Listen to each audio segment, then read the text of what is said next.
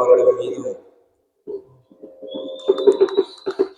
அவர்களை பின்பற்றி வாழ்ந்து கொண்டிருக்கின்ற அனைவர் மீதும் அல்லாஹ்வுடைய சாந்தியும் சமாதானமும் கிடைக்கின்றார்கள்.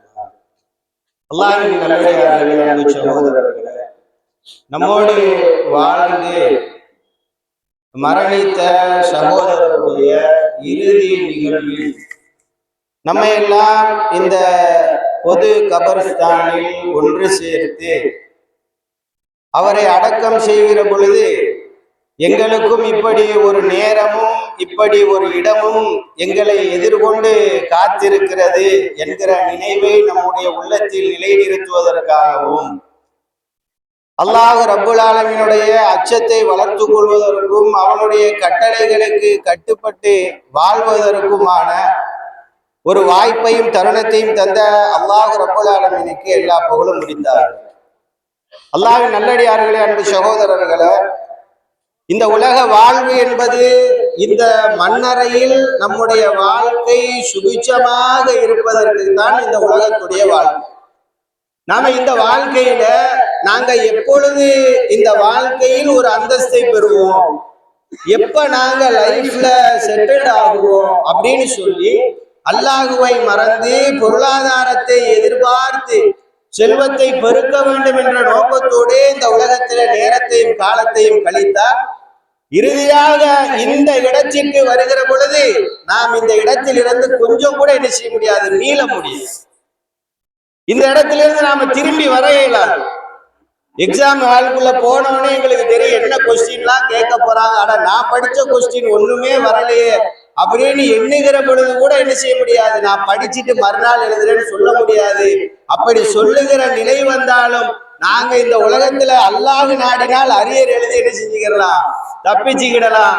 ஆனால் அல்லாஹ் ரப்புல் ஆலமீன் நமக்கு அளிக்கக்கூடிய இந்த மண்ணறை வாழ்வுக்குள் நுழைஞ்சிட்டோம் அப்படின்னா நாங்கள் எதை சேர்த்து கொண்டு போனோமோ, எதை எங்களோடு எடுத்து சென்றோமோ அதை தவிர ஒன்று நமக்கு என்ன செய்யாது, மிச்சம் இருக்காது. கண்மணி நாயகம் முஹம்மது நபி ஸல்லல்லாஹு அலைஹி வஸல்லம் அவர்களுடைய கல்வியை அவருடைய பாசறையிலிருந்து கற்று தேர்ந்த சஹாபாக்கள் இந்த இடத்திற்கு வந்தாலே கண்ணீர் சிந்துவார்கள், கவலை கொள்வார்கள். என்ன காரணம்?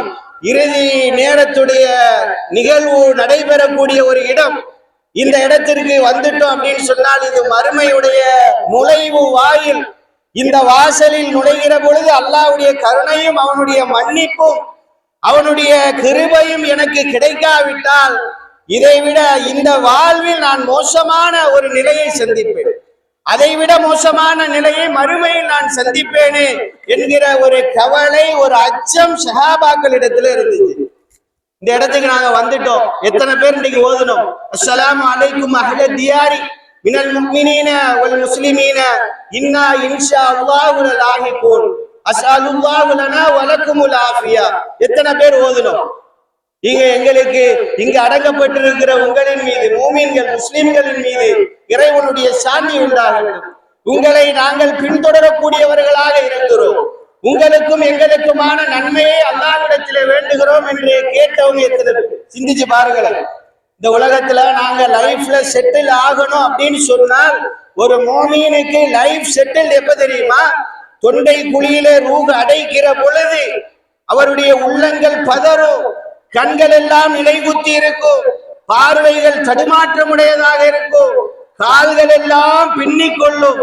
விரும்பிய மனைவி, பாசத்தோடு வளர்ந்த பிள்ளைகள், பார்த்து பார்த்து கெட்டிய வீடு, நாம் சேர்த்து வைத்து வாங்கிய வாகனம், அலங்காரம் எல்லாம் நம்மை சுற்றி இருந்தாலும் அந்த இறுதி நேரம் வருகிற பொழுது உள்ளம் பதறுமே.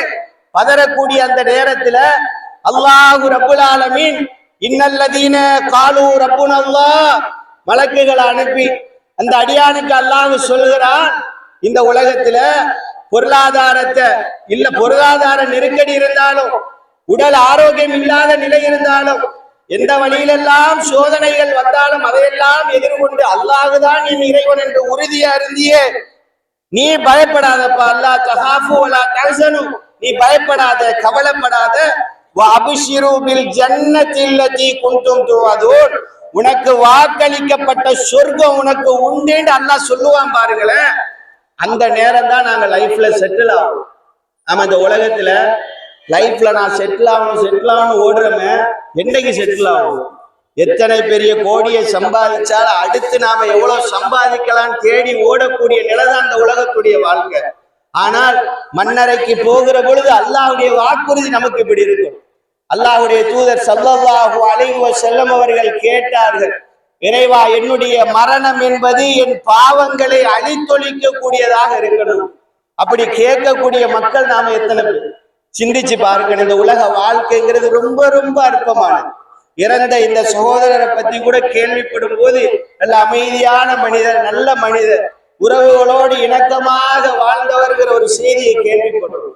ஆனால் இதற்கான நிறைவான கூலியை அல்லாஹ் நாடினால் அவர் என்ன செய்வார்? நிச்சயமாக பெற்றுக் கொள்வார். அதற்காக பிரார்த்தனை செய்யுங்க. உலகத்துல நாம எதை தேடினாலும் எதை நாம கொண்டு போறோங்கிறது தான் முக்கியம். குல்லு நஃப்ஸின் ஸாயிகத்துல் மௌத், நிச்சயமாக இந்த மௌத்து நம்மளை சந்திச்சுதான் தீரும். இப்ப அதுக்காக என்ன சேமிச்சு வச்சிருக்கு? கண்மணி நாயகம் முகமது நபி ஸல்லல்லாஹு அலைஹி வஸல்லம் அவங்கள்ட்ட சஹாபாக்கள் கேட்கிறாங்க, யா ரசூலுல்லாஹ், மறுமை எப்போ வரும்னு கேட்கிறாங்க.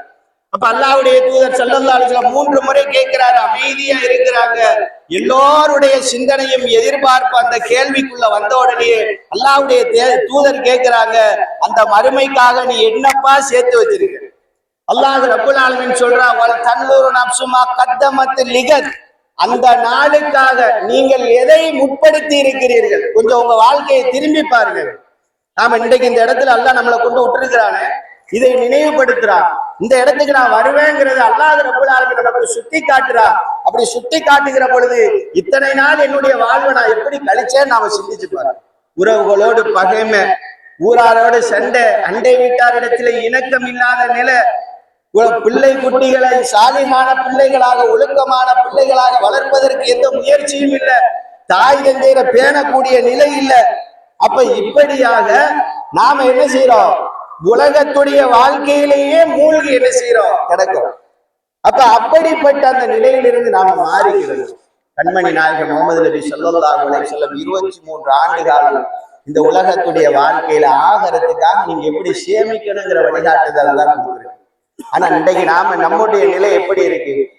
இதெல்லாம் மறந்துதானே நாம என்ன செய்ய தெரியும். ஒரு சகோதரருடைய அடக்கல் தளத்துக்கு வந்தா நாம அதை குறித்த ஒரு சிந்தனைக்கு போயிட்டு வெளியே போன உடனே நாம என்ன செஞ்சிருவோம்? இதுல இருந்தெல்லாம் என்ன செஞ்சிருவோம்? மாறிடுவோம்.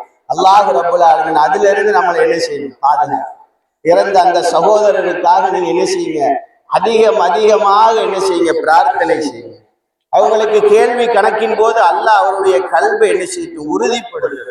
அவருடைய கேள்வி கணக்கின் போது பதிலளிப்பதை அல்லாஹ் அவருக்கு லேசாக்கி வைக்கும்.